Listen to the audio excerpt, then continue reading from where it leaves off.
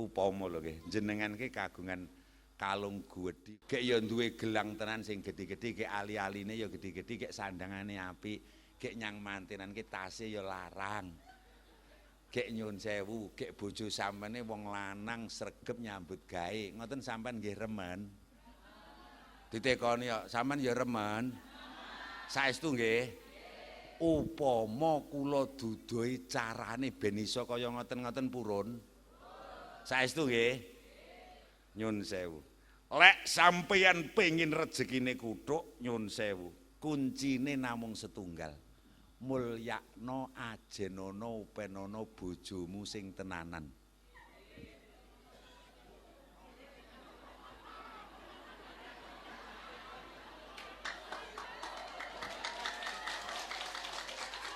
Bismillahirrahmanirrahim. Wis.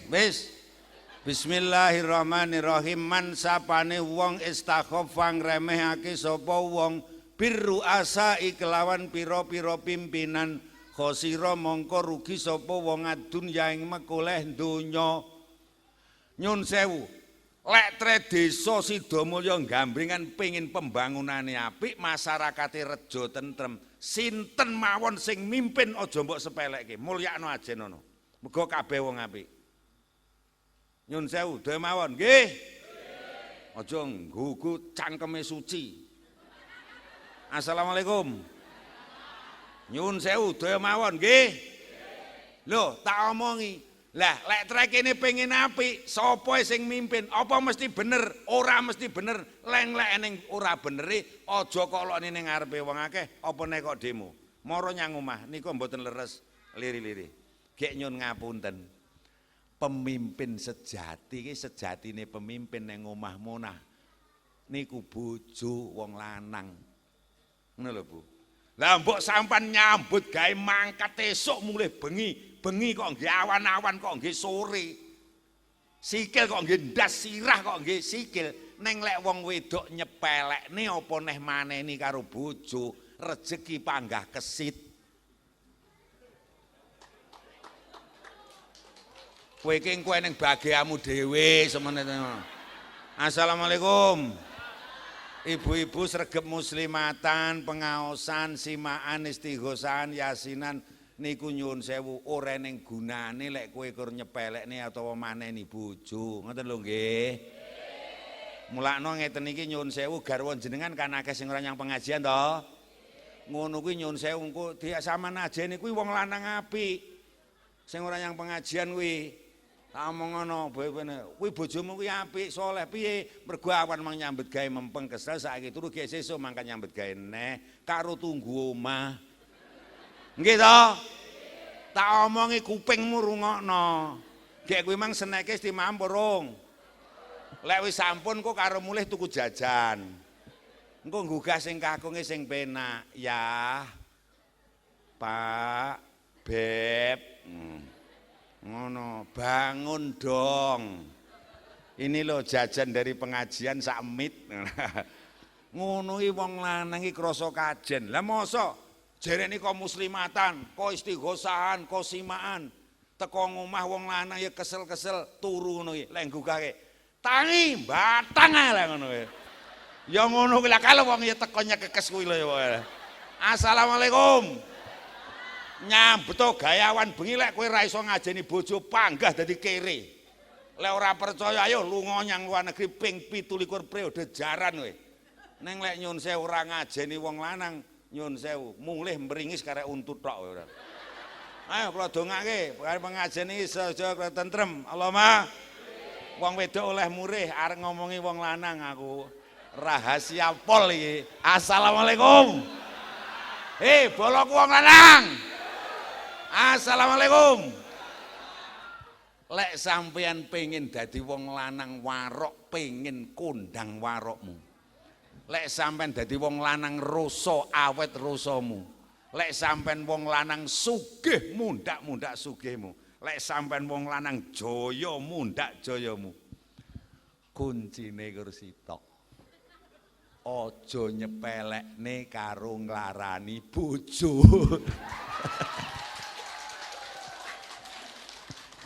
Aes ta. Nyun sewu tenan tak waca tenan dawuhe Kanjeng Nabi. Man sapane wong istakhofa ngremehake sapa wong bi ahli kelawan keluargane khosira mongko rugi sapa wong tibal aisi ing mekuleh penake apike wong urip ning alam donya wal maisati lan golek ekonomi duit pengupa jiwa. Nyun sewu. Kula niki Mas yo tuwek kan dosen aktif kula niki. Bares ya kula niki lek ning YIN Ponorogo dikai gelar dosen yang paling ahli dalam ilmu bahasa Arab. Sumpah aku ahli tenan aku. Ana lek Kataman Alfiyah di mana-mana pondok nganti teko Kewagian ngene mbak aku selalu datang saya. Nyun sewu. Aku ora kok pamer ora. Wong lanang iki ben percaya tembung ahlun. So ahlun itu artinya keluarga. Niku sinonimnya persamaannya enten telu minimal. Ahlun artinya ya keluarga, usrotun artinya ya keluarga, ailatun artinya ya keluarga, alun artinya ya keluarga. You see in English by the family, keluarga. Ning nyun sewu lek enten kitab sing kula waos, tembung ahlun ki ora diarteni usrotun, ailatun, alun mboten. Ning dalam kurunge zaujatun. Pada zaujatun itu the meaning is wife, garwa putri. Mula kowe wong lanang paribasan kok wani nyepelekne bojo ya. Apa neh nglarani bojo. Lah mbok kowe warok Ponorogo brengosmu sak kelut sisih to, Kang. Jenggotmu kene kok nggih nyencang celeng mlayu paribasan. Kondangmu jagat etan jagat kulon donyamu separone desa Sidomulya. Ngilmumu sondo langit. Tek. Wong lanang ki lek wis ra diopeni bojo kepleh.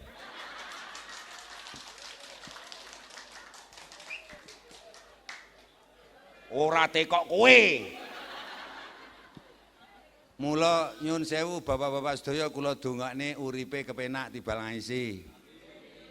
Bapak-bapak boloku wong wedok iso ora ning bodho mulih kabeh. Nyun sewu kula dongake sampean uripe kepenak. Nun sewu tak dongak mergo wong lanang ki sejatine cita-citane loro, siji urip kepenak, loro pinter golek duit alias ndek donya. Lek sampean kowe pengen uripmu penak, gampang lemu golek kerjaan golek duit. Kuncine kursi tok, bojomu lho ajen ana mulyakno sing tenan. Wis. Ora lek ora percaya tak buktekne. Ora percaya tak buktekne. Nyun sewu. Saurunge rabi mbiyen bodho gablek apa? Mboten den napa-napa nggih.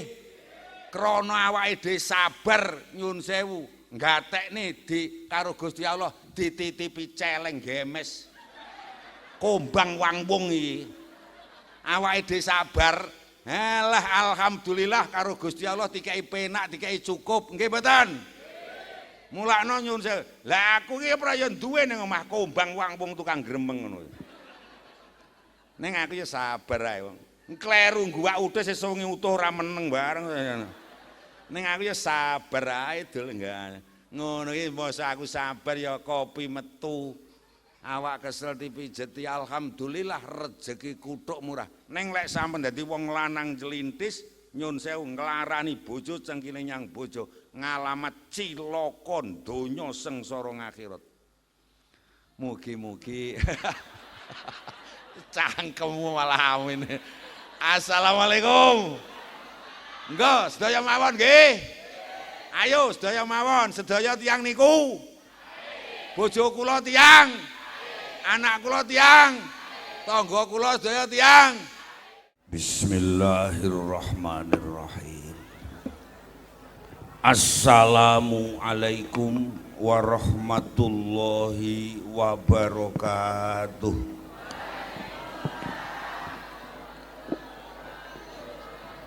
Alhamdulillahi rabbil alamin. Walhamdulillahilladzi wahabana bil azwaji wal banin.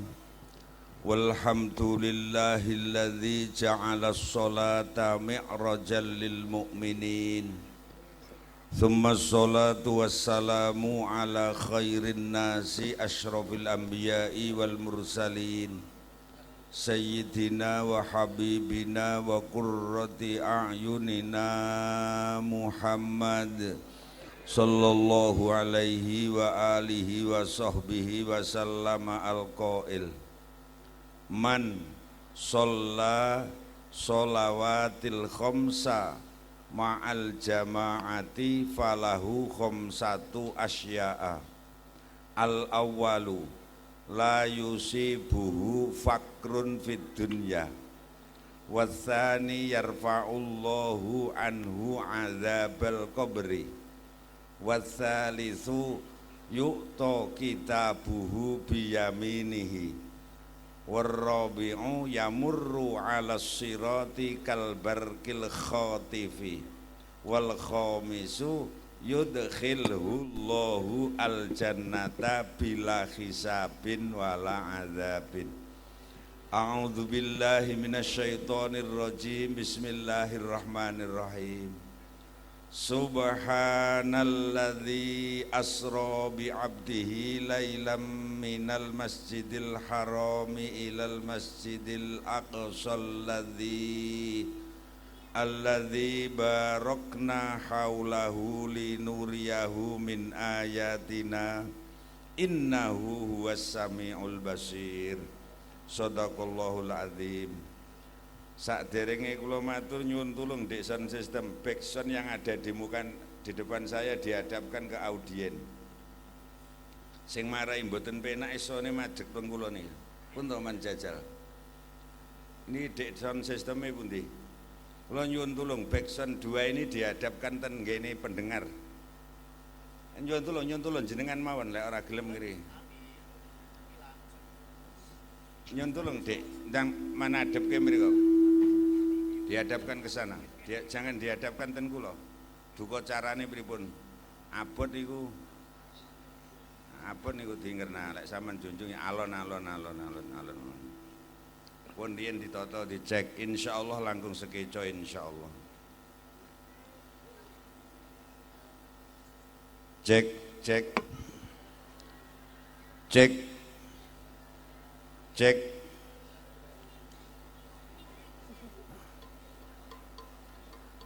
Sampun nggih. Kados pundi ibu-ibu langkung sekeco mboten? Ngoten soale nggih perlu diwarai. Bismillahirrahmanirrahim. Sakniki sampun jam 09.00 langkung sekedhik. Biasane kula yah menten iki pun wangsul. Lah niki tasik mulai niki mengke ngaose ya sekedap mawon dugi jam 2 ngoten mawon pun.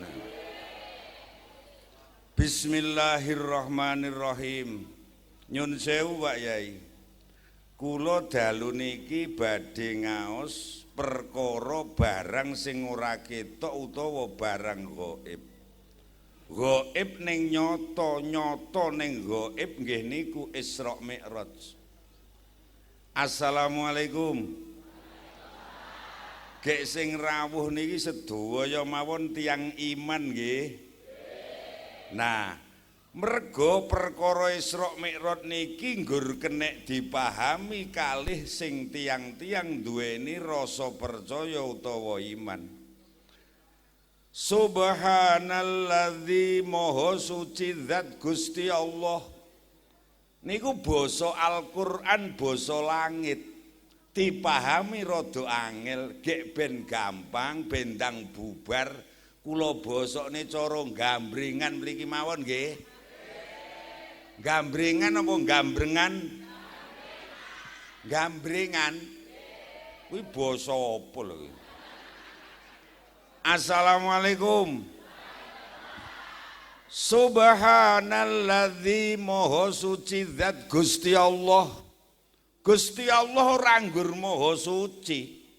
Ya maha sugih, ya maha pinter, ya maha adil, ya maha murah, pokoke maha sembarang kalir. Alhamdulillah.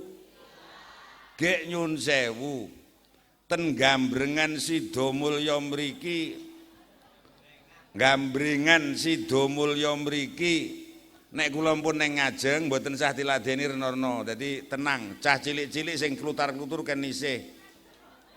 Nyun sewu lek kula pun ning ngarep ndak usah. Jangan ekir, kula pun dalu. Wis to, ndang tak nggih sedang. Kok ora kok blekne Dek Mangtole wis kaya. Wis ndang tiplek-niplek sak anune mboten sak wis man plekne mriki plek gek man ngalih. Ganggu membuang waktu pun mesti mboten kula ombe. Lek dereng bar mengke, lek rokok endi?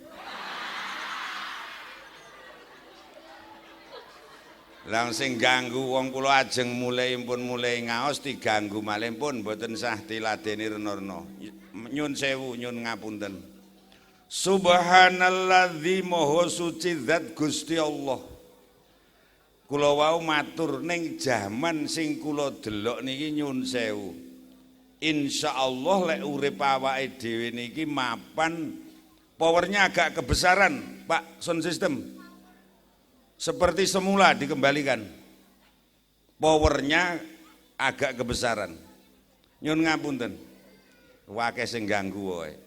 Dados nek kula pun matur maksud kula niku tukang sound system ya wis leren, meneng mboten sah gedhekne nyilikne power, mboten ganggu. Ning jaman sing kaya ngeten iki kula cocokne kalih kahanan lintu desa. Alhamdulillah lek urip awake dhewe niki kan manggon ning mangsa ning wayah ingkang insyaallah sampun makmur sanget nggih. Alhamdulillah. Napa enten sederek-sederek gambringan Sida Mulya mriki sing ben dinten kurang lek mangan lek ndahar ngoten. Kula yakin lek wong gambringan lek daharan panganan wis turah glawah. Alhamdulillah. Napa enten sing kurang perkara lek nyandang ngoten. Halah apa neh wong edok-edok iki. Yo. Nyang pengajiane tak delok pacakane kaya artis kabeh. Alhamdulillah. Gek nyun sewu Mbah Lurah. Kula mlebu desa jenengan iki mataku jan kaya bloloken tenan.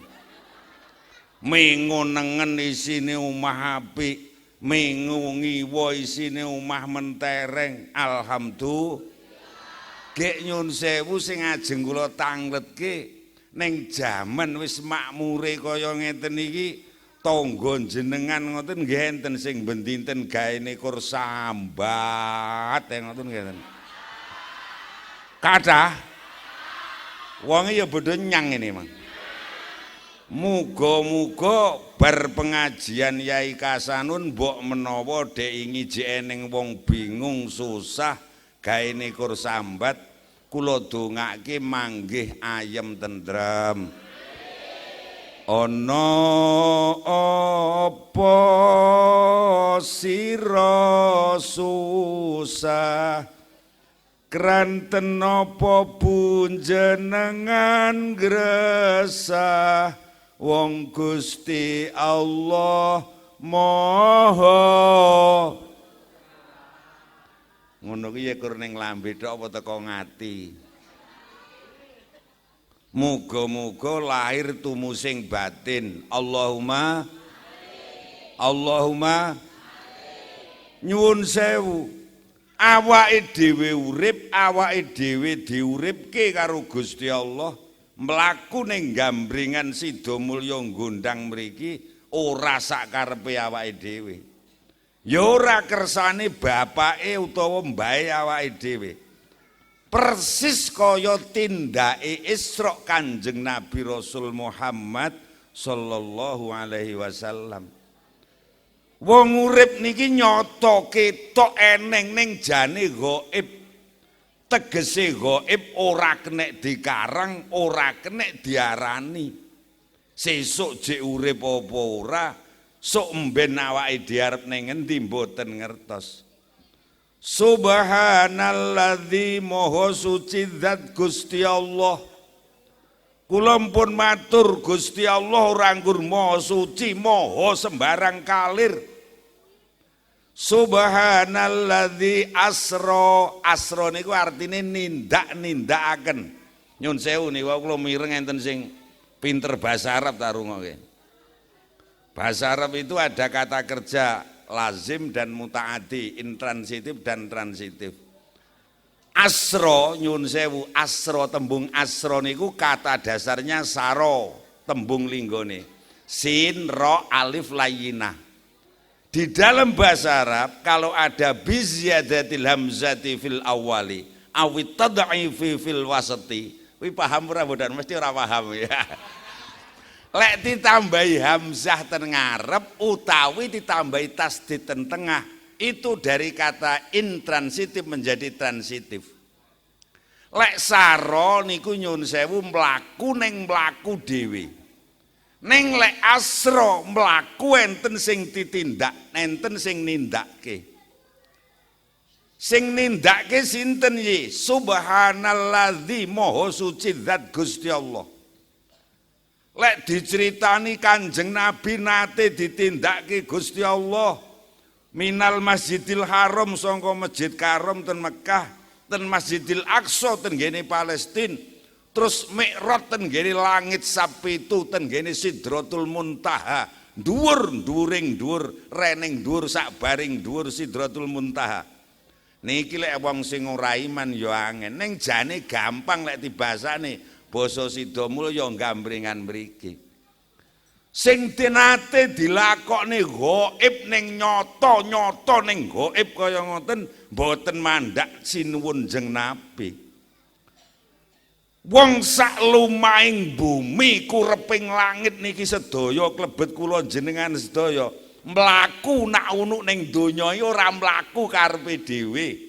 Persis tindake Kanjeng Nabi enten sing nglakokne nggih niku Gusti. Lah ora percaya tak buktekne. Dalu niki nyuwun sewu. Ndek ya bodho ketok to lek aku lungguh ning kene ngaji. Nyata nggih. Enten tenan kasanon wonge. Ning niki nyata ning gaib. Nyun sewu.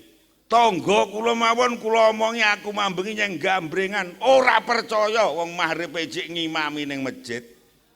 Nyun sewu, gek aku ngene iki belas ora tahu kok ngrencana ngaji ning mriki apa neh kok pengen buk aku. Ora tahu aku ndek cita-cita ngaji enten mriki niki. Lah kok dalu niki lantaran pinten wulan kepungkur panitia rawuh ten ngene omah kula. Terus ndhawuhi kula, dalu niki kula dilakok-lakokne karo Gusti Allah mulai bibar ngimami maghrib. Masya Allah, jane lek karepku lho, lek lakonku dhewe, aku ya ora ganceng ini.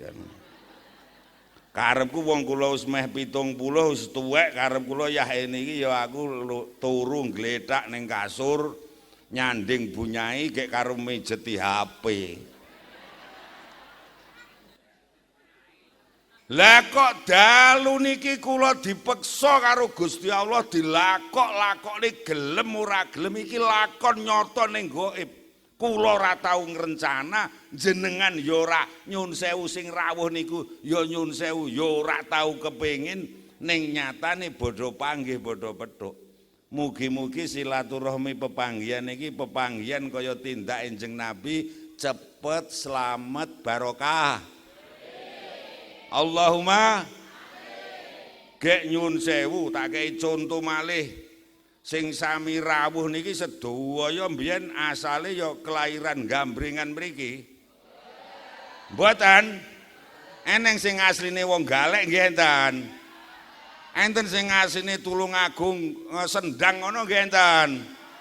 Terus aku arep teko, lah nyapa saiki arek bodho gawe omah ngasta dalem teruwitik ning kiwa tengen kene. Melok bojo langgonmu ngono rene wong ganteng to yo. Ayo tak jelaske perkara urip niki lakon gaib ning nyata. Ngantek prawan gedhi Joko meh tuwek sing nyun sewu daleme ora kene. Ora tau ndiangen-angen arep omah ning mriki gawe dalem ning mriki. Ning kasunyatan jenengan dilakokke ditandur ten gambringan nyun sewu. Kula kalian Gusti Allah ditandur ten Mlarak Ponorogo. Mula bengi iki lah mbok kok ingono sego iwak kok turokno kasur mendut-mendut, sumpah aku engko tetep mulih. Assalamualaikum. Jane jenengan enten sing cita-citane karepe uripe ora ning desa, ora ning gondang, karepe ya ning kecamatan, ning kauman. Nek ngoten to? Gek nyun sewu, assalamualaikum. Kaya bodho urip nyata to. Nganti prawan gedhi Joko wis meh tuwek ora tau ngareng arep gawe omah ning kene lakon wae. Wong mula lek iman tenan kalih Isra Mi'raj sepisan ora gampang maido. Nomor loro ora gampang gresah, nomor telu ora gampang ngelokne wong, nomor papat ora gampang ngrasani wong liya. Mergo wong urip niki lakon sing nglakokke subhanalladzi Gusti Allah. Mugi-mugi lampah kita lampah sing barokah.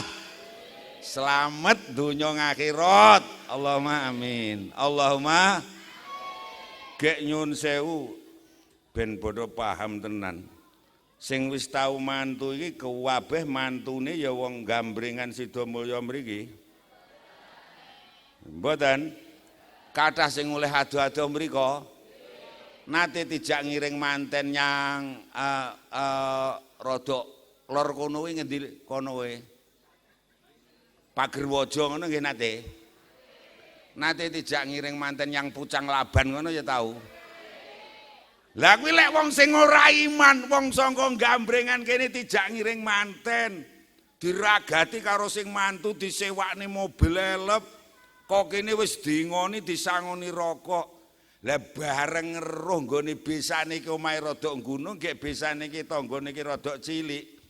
Lah kok cangkeme iki ngomel. Ayo. Mandak kaya ngene lah kok teko Bandung. Leko Pakel teko Pucang Laban. Lah lek kur ngene iki Gambrengan ndak ya nyikrak lha ngene. Eleh, lah sing dicikrake apa cangkemmu kuwi. Nyun sewu lur, wong sak donya iki nyun sewu. Padha rabirana padha manggon ning kono ning kene. Nyun ngapunten, niku sedaya sing ngersake sing nglakokke Gusti Allah. Wong kur njaluk ndonga, muga-muga tindak kita iki kaya tindak Enjing Nabi pas wanci Isra Mi'raj. Tindak sing wilujeng, sing penak, sing barokah. Allahumma paham sedaya mawon nggih. Contoh terakhir, assalamualaikum. Gek ngene iki mangko omah ya wis bodho nguarang, aku arep lungguh ning barisan nomor 3. Gek arep sandingan karo kae, ngoten. Lho, jenengan sakniki do lenggah ning riku niku nyata napa mboten? Lho nyun sewu, ning gaib ora tau ngarang, ora tau ngipi, jenengan dipinarakne ning mriku, embuh nyanding sapa, gek kula dilenggahne mriki. Iki lakon yo aja kok paido. Lah mosok Pak Yai, Pak Lurah, aku teko ono wong wedok sing tau urung tau roh aku iki lha kok muni ngene. Kasanun ki iki no wonge lha ngono. Lah megel niki piye ngono iki? Gek karo muni ngene, wong golek kiai kok tuwek kaya ngono lho. Oh, kok kowe ora tobat, nyun sewu kok ora njaluk ngapura kok sesuk eneng lambe mencor aku wegah nambani. Ayo padha ngelokno tanggamu we nyun sewu, ayo niki sedaya Isra nggih. Lakon niki lakon sing lakone Gusti. Paham sedaya nggih? Alhamdulillah. Ben aja ngakehne wong rasan-rasan. Subhanalladzi maha suci zat Gusti Allah asra ingkang sampun nindak-nindakaken. Ternyata sing nate ditindakke ora Kanjeng Nabi. Sedaya menungso klebet kula jenengan sedaya mlaku ra karepe dhewe ning mlaku enten sing tindakke. Muga-muga lampah kita lampah ingkang barokah wilujeng. Subhanalladzi maha suci zat Gusti Allah asra ingkang sampun nindakaken bi abdihi kelawan kawulanipun. Abdun tembung abdi niku nyun sewu Bu sing mboten nate mondok kula matur, tembung abdi niku ning Quran niku artosipun sami kalih basa Jawa, artine ya abdi ya kawula. Kawula ke buruh, buruh ke perewang, prewang ke pembantu. Loh, Kanjeng Nabi niku mulya-mulyane menungso pilihaning Gusti Allah. Imamul Anbiya wal Mursalin, pimpinan para nabi lan rasul. Nuntun kula jenengan sedaya saksuwene urip ning donya nyapangati benjing enten dinten kiamat ten ngajenging Gusti Allah. Ning teng napa Gusti Allah lek ndangu kok ndamel istilah bi abdihi kelawan kawulanipun. Masya Allah, jeng nabi mawon didangu Gusti Allah kalih tembung abdi kawula. Sing diceluk kawula sing dadi kawula mboten namung jeng nabi. Menungso sedaya niki lho, wit jaman Nabi Adam bae awake tekan besok dina kiamat klebet kula jenengan sedaya niki tilakone diuripne ning donya iki bares mawon Mbah Lurah, ora kon dadi bendara. Lah ngene iki awake dhewe dadi abdi lho, dadi kawula. Ngene iki Pak Lurah nyun saya kurang nggih contoh Pak Lurah. Kiai niki apa wis pikun apa piye. Aku iki lurah lho nun. Arek kok anggap kaya kawula. Ya ngono, sing rada sugih-sugih ya ngoten. Aku iki wong sugih, wong pangkat lho nun kok anggap lho. Mulane ya lungguh kono sedelut rungokno ben paham. Assalamualaikum. Niki enten pengumuman rada gregetne. Jenengan purun mirengne mboten? Nyun sewu pengumuman kula niki lek ning desa kula Mbah Lurah. Kula niki wong sing paling sugih dhewe sak desa. Upama saking sugihe Kiai Kasanun sampean tak critani abdiku, kawulaku, pembantuku, buruhku niku jumlahe gangsal, Bu. Nah dhewe wong sugih ben. Nyun sewu. Lah wong aku wong sugih wicaksana lho, Dul. Gawean pirang-pirang buruh 5 esuk tak dum. Buruh sing nomor 1 ketepatan putri kula kei gawean masak ning dapur. Kula tukokne tak sili alat nyambet gawe jenenge kompor. Leres napa mboten? Leres nggih? Entre wong wicaksana. Buruh sing nomor 2 mergo anak putu kula niku kathah. Bocahe lanang sik rada enom. Kula kei gayan ngeterke anak putuku sekolah lek sore njumuk kenggene pondok kenggene sekolahan. Tak cukokne alat nyambut gawe, tak sili alat nyambut gawe jenenge sepeda motor. Leres nggih? Buruh sing nomor 3 wong omah kula ki gedine ambane ning 20 masjid iki lho. Upama ya olah. Latare mawon taman niku 1 hektar. Buruh sing nomor 3 niku kula kei gayan resiki omah, nata kembang, nyirami taman. Kula kek tukokne alat nyambet gawe ya sapu ya kelut, nyun sewu ya sulak, nggih siram-siram tak tukokne kompresor. Leres nggih? Buruh sing nomor 4 kula niki ya dosen, kula niki ya kiai, kula niki ya tani. Sawah kowe ambane 20 hektar. Umpama ora ya. Sawah lah buruh sing nomor buruhku mang pira jumlahe? Buruh sing nomor 4 niku kula kei gayan ngopeni sawah, ngopeni Tegal, ngatur wong nyambet gawe, nandur, manen lan liya-liyane. Kula tukokne alat nyambet gawe, tak sili alat nyambet gawe jenenge traktor. Leres nggih? Buruh sing nomor 5 wong kula lek esuk mulang ning YIN, sore ya mulang, bengi ngaji rono rene. Kula niki buruh sing nomor 5 kula kei gayan ngeterke kula jenenge sopir, alat nyambut gawe jenenge mobil kae. Matamu ora Bro? Pirsa nggih. Niki wong sugih. Kok eneng wong sugih gawean pirang-pirang buruh akeh, buruh 5, kabeh kok kon masak ning pawon. Kuwi jenenge wong sugih ora beneh. Betul? Kula sakniki ajeng nyuwun pirsa. Kurang sugih napa Lur Gusti Allah? Kurang pinter napa Gusti Allah? Kurang adil napa Gusti Allah? Kurang wicaksana napa Gusti Allah? Mula kawula menungso sak donya bodho tikeki gawean dhewe-dhewe. Engko kita syukuri alhamdulillah. Gek nyuwun sewu ngeten iki nggih enten sing ngat cilik ndonga duh Gusti kula niki man dadekne tiyang mluwarat ngoten nggih enten. Mboten nggih sedaya pengine sugih cukup turah ngoten nggih. Gek kula ki ya roh Mbak Lurah rakyatmu Sidomaya khususe gambringane peh wonge sregep-sregep kabeh nyambut gawe mangkat esuk mulih sore. Gek nyuwun sewu, gek wong kene iki kuwabe ya sugih-sugih ngoten. Mbel. Lho nyuwun sewu lakon kabeh njaluk sugih, kabeh njaluk pangkat. Ning nyuwun sewu karo Gusti Allah pun tidum piyambak-piyambak pendamelane. Alhamdulillah. Gek nyuwun sewu, gek siliyane Gusti Allah nggih kathah.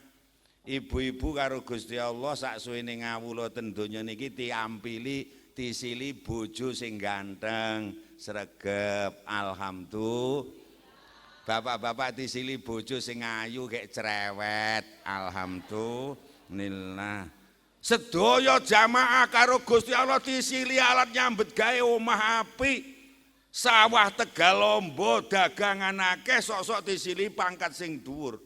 Niki sedaya silianing Gusti Allah kon nggih alat ngawula nyambut gawe utawa ngamal sing soleh, nyambut gawe sing becik. Gek siliane Gusti Allah teng awake dhewe kuwathah nggih.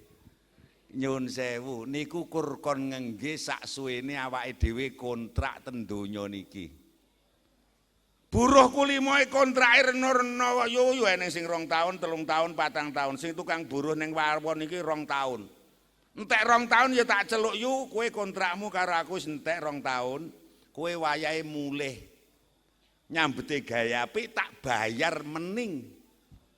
Wonge bocah solihah ya tak jaza tak ganjar sing apik.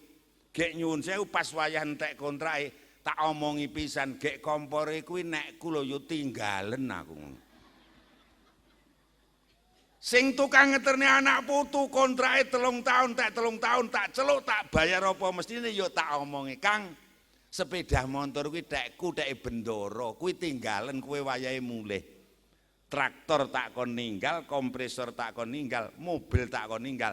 Wonge pun tek kontrak pun sedaya pun wangsul. Assalamualaikum.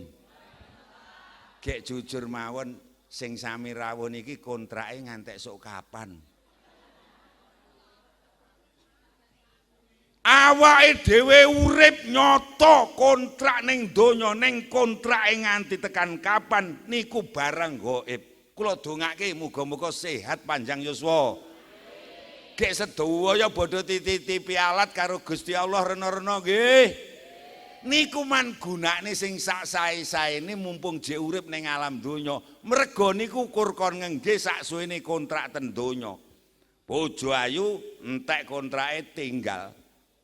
Bojo ganteng tinggal, omah apik tinggal, montor apik tinggal, omah apik tinggal. Ya Allah, mulane ngemutke niki Bu, meh siam lho Bu. Meh siap lho nggih.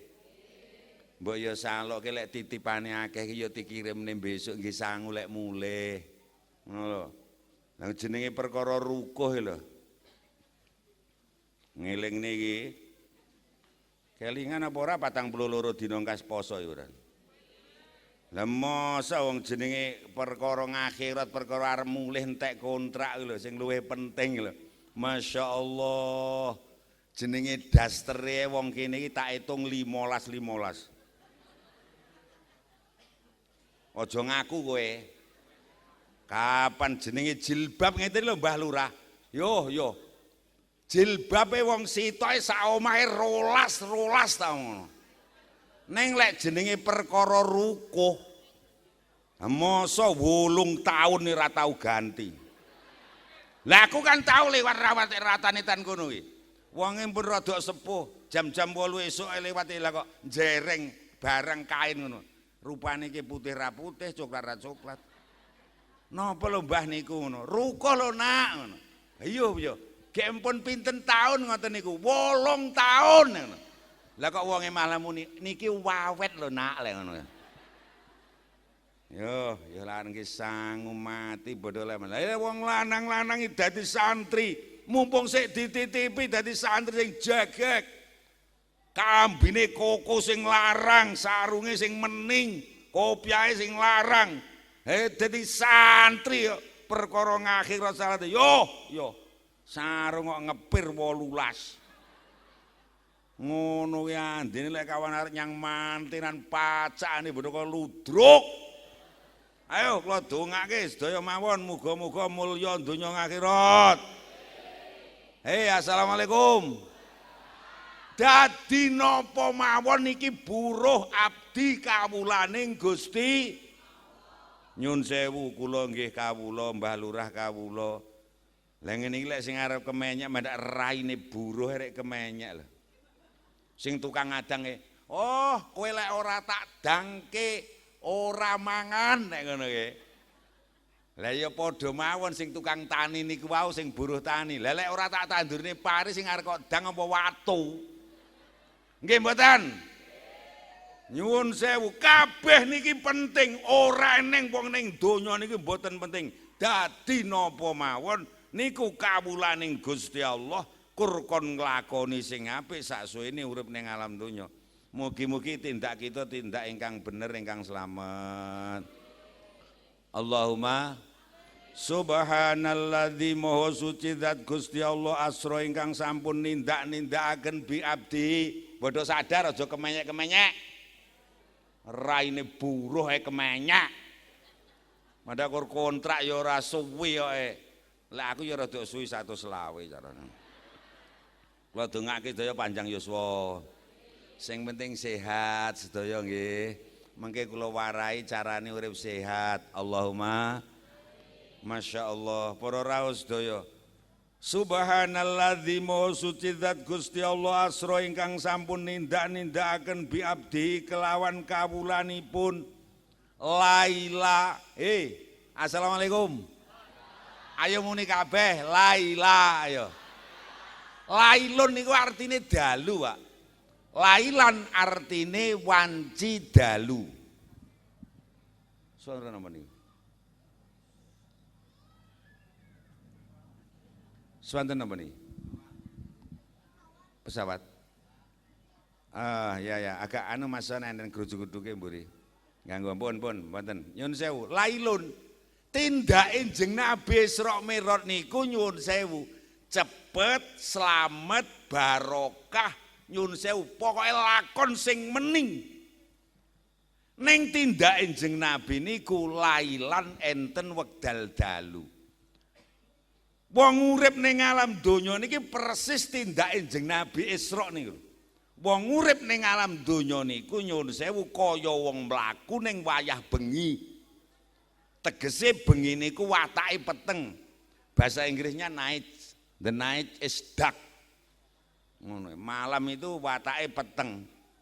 Nyun sewu ngeten iki yen sing ora trima. Nyun ngapunten lho, kiai niki apa lekas pikun. Wong donya padange kaya ngene kok diarani peteng. Mulane ya lungguh kono sedelut ae. Nyun sewu. Nyun ngapunten. Nyun sewu Pak Yai kula niki masih sepuh. Mripat kula niki wawas. Kula ki esuk mben esuk maos kitab niku maknanan cilik-cilik ngoten niku mboten ngagem kaca kula, biasa. Lah dalu niki kula dilakokne Gusti Allah bar maghrib Ponorogo galek terus Tulung Agung Kilen dhewe ngundang mriki. Gek teko saiki teko Gambringan. Yo. Lah jenenge ning Gambringan wong wedok iso ayu kaya ngene. Ayo duwe glak ndeglek ngono. Ngono nyun sewu. Kasanun mlaku dilakokke kalih Gusti Allah dalu niki ten ngene Gambringan. Ten ngene Gambringan enten mriki mlaku ning donya kathah piyantun putri sing sulistya ing warna alias cantik-cantik, pretigel-pretigel, jamilah-jamilah. Gek kasanun dasare mripate jek awat. Gusti Allah ndhawuhi kula. Ayo nun matamu saiki jek awas. Kowe mlaku ning donya ning Gambringan. Saiki deloken enten wong wedok sing ayu-ayu kuwi. Mripatmu jek awas. Wong mlaku ning donya kok kur ngendelne awase mripat. Lek kurang jelas nun colokno nganggo listrik. Lek tresik kurang jelas kurang percaya ngentenono sesuk-esuk padang ana nganggo srengenge. Wong mlaku ning donya kok kur ngendelne awase mripat. Nyun sewu padange srengenge bentere bulan padange listrik ora bakal slamet. Nyapa ya kok enten penak-penak puwe nak jane son niku kok terus eneng sing klerek-klerek wonten mburi. Ampun mandeg malih. Assalamualaikum. Mlaku ning tindake Jeng Nabi niku nyuwun sewu kok iso cepet slamet barokah piye iki? Mergo dituntun wahyu, dituntun kalih malaikat Jibril, dituntun kalih iman, dituntun kalih agama, dituntun karo Gusti Allah. Wong mlaku ning donya niki nyuwun sewu kaya mlaku ning wayah peteng. Kok kur ngendelke awase mripat, ora bakal slamet babar pisan. Apa neh cepet apa neh barokah. Lek tre pengin sak anak putu sedaya nyuwun sewu pengin uripe cepet slamet barokah, ayo sedaya mawon nata manah nderek agami, nderek Gusti Allah, ndelok donya iki kabeh diploroki nganggo agama. Insyaallah slamet. Allahumma gek niki nyuwun sewu sedaya mawon bodho mlaku ning donya nggih. Sedaya mawon sami sugeng ten donya nggih. Apa iki ya? Kok rak-rak. Nyun sewu, assalamualaikum. Sedaya mawon pengin slamet tindak ten donya nggih. Gek nyun sewu. Lek arep ngene donya tak dudoi iki ning pengumuman sing luwih penting. Berita paling viral niki pun sami mireng napa dereng? Wah, piye to?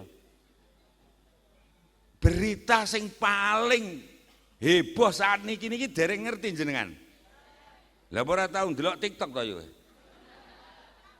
Kula matur nyuwun sewu, nyun ngapunten, 7 dosa kalih dinten malih bodho. Pun paham? Lek arep ndelok donya ngentenono sok bodho, donyae kabeh ketok welok-welok lek sasi bodho. Betul? Klambi anyar, ayo muni ketok ayo. Klambi anyar, omah apik, montor anyar, mobil apik, sangu anak putu, meja amoh. Nggih mboten? Nyuwun sewu. Lek jenengan ngetke donya niki ra ngangge agama, ora bakal tekan ngenggon sampean. Nyun sewu. Ngene napa mawon kudu nganggo iman, kudu ngangge dituntun wahyuning Gusti Allah. Gek nyun sewu tak kabari pisan. Putrane tangga-tangga jenengan larak ruk mawon niki. Apa to sing marai? Apa? Ya kan ada sebabnya. Atau dimatikan aja yang sebelah situ. Terus anu. Assalamualaikum. Sampeyan tak kabari ben bodho kaget sisan. Putrane tangga-tangga jenengan sing sakniki do kerja ning Taiwan, Hong Kong, Jepang, Korea, kuwi tak omongi. Malem selikur, poso selikur dina iki kabeh arep mulih nyang gambrengan.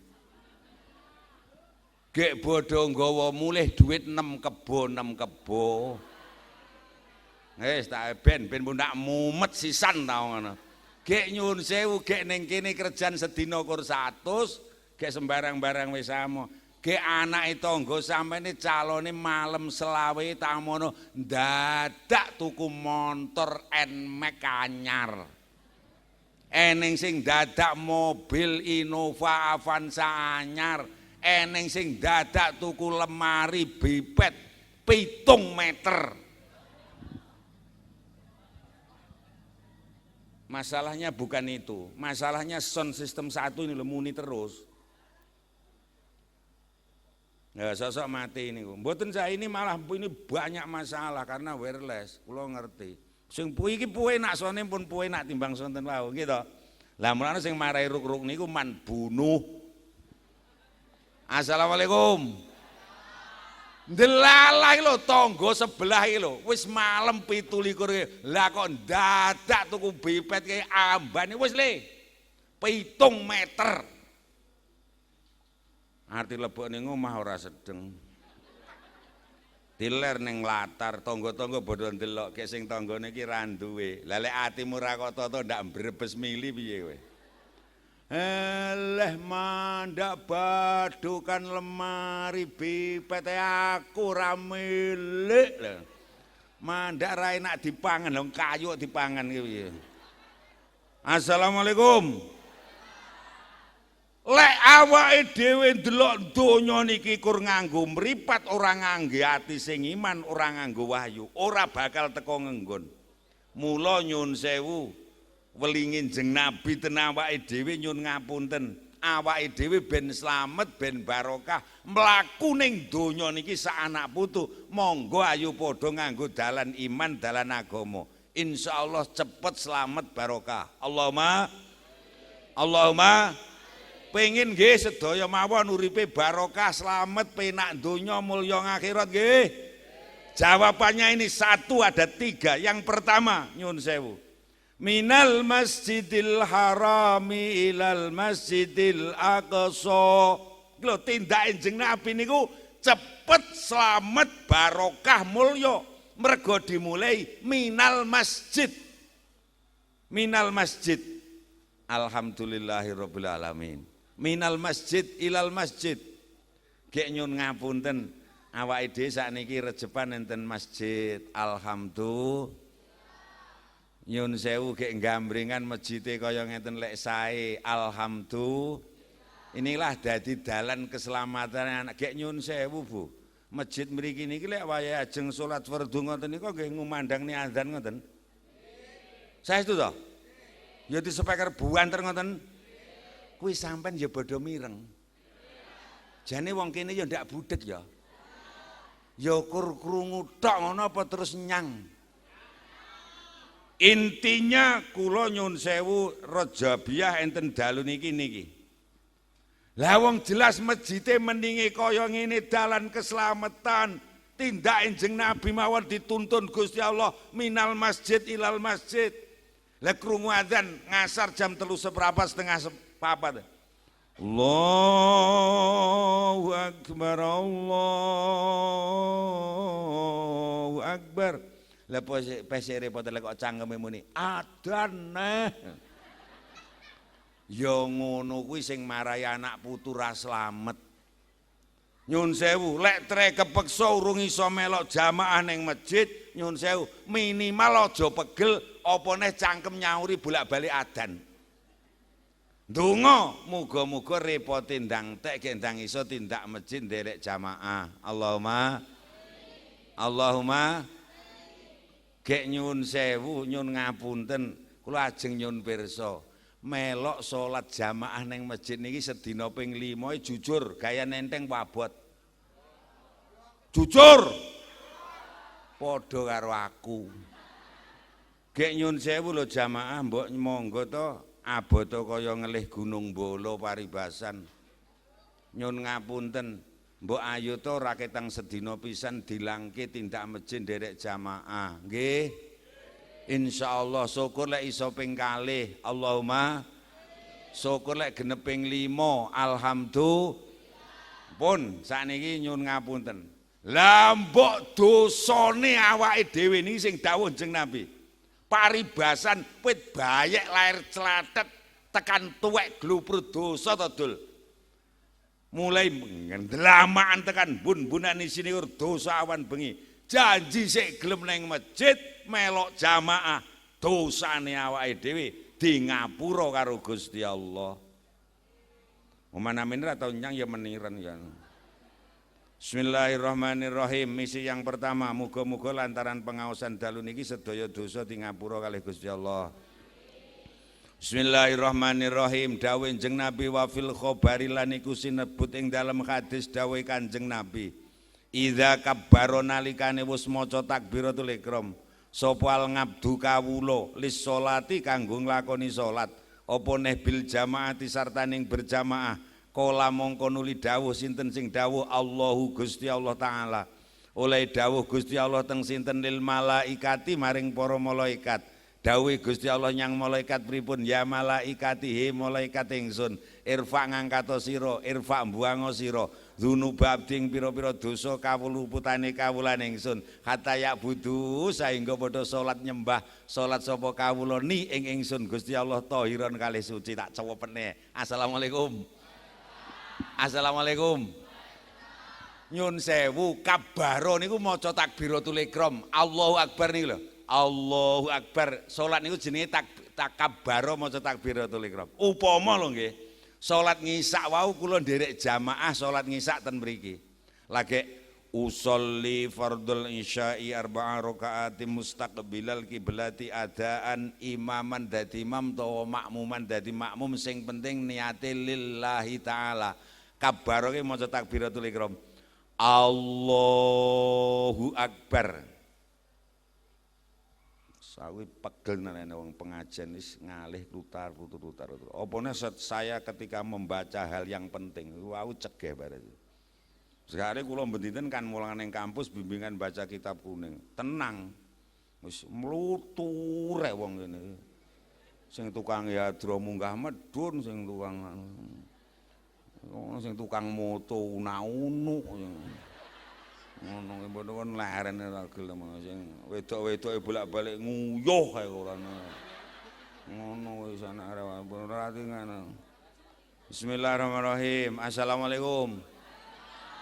Lah niki sing penting niki nyuwun sewu kula ngekeki semangat namungan kabaro niku maca takbiratul ihram. Upama ngisak wau kula nderek jamaah ngisak ten mriki.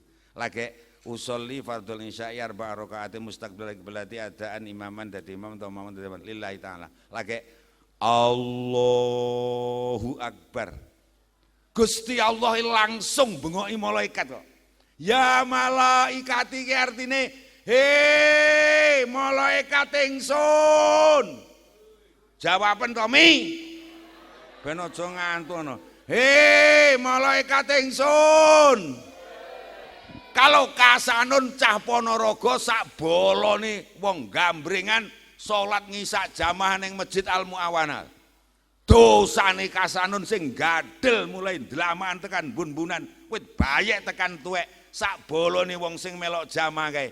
Irfa angkaten, irfa guangen, irfa ilangno, guaan yang langit. Ben kasanun sak bolone wong gambringan kae. Lek salat nyembah ingsun tahiron ing dalem kahanan suci. Alhamdulillah. Urung maca apa-apa lho lagi Allahu akbar. Dosae resik gasik to. Penak ora? Lah penak ora tau nyang. Ayo, muga-muga bar pengajian iki masjide jamaah saya rejo saya makmur.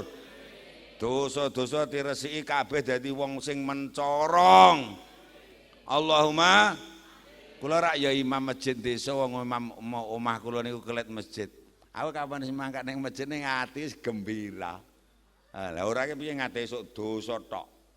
Gesar oleh ngapura. Kapan wis usolli fardhu subhi apa zuhri apa asri apa maghribi apa isya'i apa subhi lagi Allahu akbar.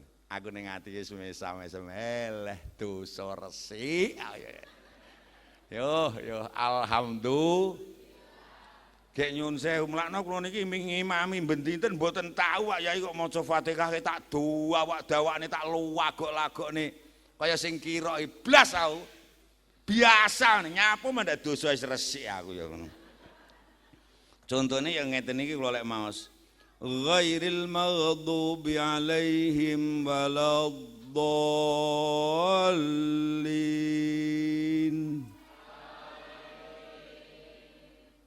Alhamdulillah bae wong kene iki tau nyang bae.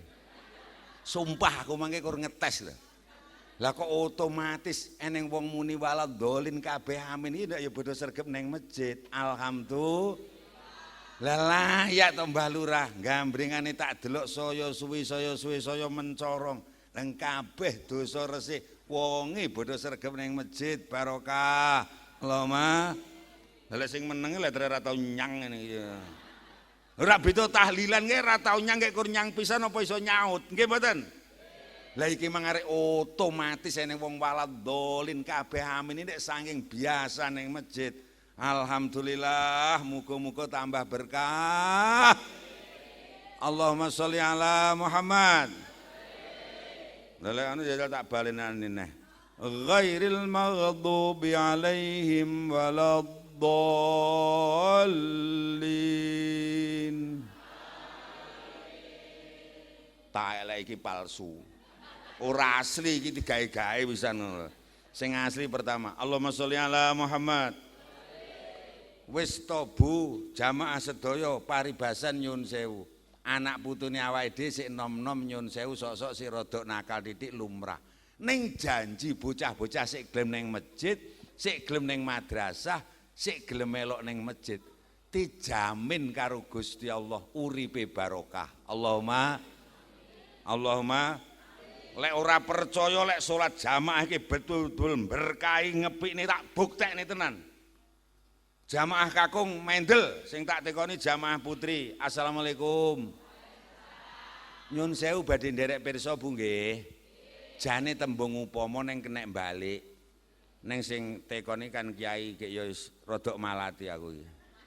Upama lho garwa jenengan wong kakung-kakung niku. Putrane jenengan, mantune jenengan, putune jenengan. Bocah iki mricit salate tertib gek sregep jamaah ning masjid ngoten ati sampean nggih ayem. Kupingmu rungokno wong lanang niku dan. Assalamualaikum. Upama lho Bu bojo sampeyan, anak sampeyan, mantu sampeyan, putu sampeyan kapan bar maghrib ki macak mricit ngowangi terus nongkrong ning balawana ning kafe. Gek mulih-mulih ke jam 2 bengi atimu seneng apa senep? Wis rungokno dhewe aku serasa mbukteni. Muga-muga nyun sewu Isra Mi'raj ini nyun sewu menjadi betul-betul batu pijakan awake dhewe slamet mulya donya akhirat. Allahumma wis tambah lurah ora sah angel-angel pokoke masjid Rejo musala mbok nggih jamaah mbok nggih kegiatan agama dawuh Gusti Allah minal masjidil harami ilal masjidil aqsal ladzi barakna haula kiwa tengen mriki pokok masjid iki kok openi tenan mbok nggih jamaah mbok kegiatan apa kiwa tengen mriki diberkahi kemakmuran kesaenan karo Gusti Allah. Allahumma wis misi pertama selesai lantaran pengajian iki muga-muga lek enten dosa khusus dosa ali di ngapura Gusti Allah. Lantarane nggo sedaya mawon salate dijogi khusus sing nyun sewu kanthi jamaah. Insyaallah urip tambah selamat tambah barokah. Nyun sewu. Nomor kalih sing ajeng kula tekoke jajal wong sakmene iki ngacungu. Sapa sing rumangsa ndak tau duwe masalah urip, ndak tau susah, ndak tau ndek perkara urip blas ngoten sinten? Sedaya nate sisah nate nyun sewu nate kanging perkawis nggih. Lantaran pengajian Yai Kasanun siji dosa di ngapura. Ya Joko Roman amin jamaah. Nomor loro lek eneng perkara nyuwun sewu insyaallah enggal dipun jabel kalian Gusti Allah. Lek enten cita-cita insyaallah enggal dipun makbulaken kalian Gusti Allah. Sedaya mawon nate kenging pacoban gesang nggih. Gek nyuwun sewu Bu iki kurupama. Tangga sampean utawa wong liya sinten ngoten kenek musibah pokoke kenek kesusahan. Gek suwambat sampean jenengan ngoten. Jenengan ya melok susah gek ya ndongakne gek mbantu ngono apa malah nyukurne tak tapuk cangkemmu engko lek ngapusi aku ayo Halah wis to iki wis mulai mikrot kula mulai mikrot apa ya mungkin nun assalamualaikum apa ya mungkin nun awake dhewe munggah nyang langit sapitu ngadep Gusti Allah njaluk keadilaning Gusti Allah, njaluk pitulunging Gusti Allah. Ora kur mungkin, mesti. Pun nyun sewu. Lah mosok lek sambat nyang wong gek piye lho yu, gek aku kene lek dadae. Lah jan aku ngene iki ya melok susah prihatin, cara aku iso nulungi ngono tak gendong kowe. Alah krungu Kiai Kasanun bel. Masa wonge wis mulih gek tinceng, wong emang wis mulih. Lah kok malah muni so rasa kapokmu. Kowe lho Pak Lurah rakyatmu kowe kaya ngono kuwi. Kok jenengan kena masalah, mbuh masalah kesehatan, mbuh ekonomi, mbuh keluarga, mbuh kemasyarakatan, pokoknya masalah urip sing ngebot-ngeboti, kok sambat nyang wong liya, kuwi malah disyukur.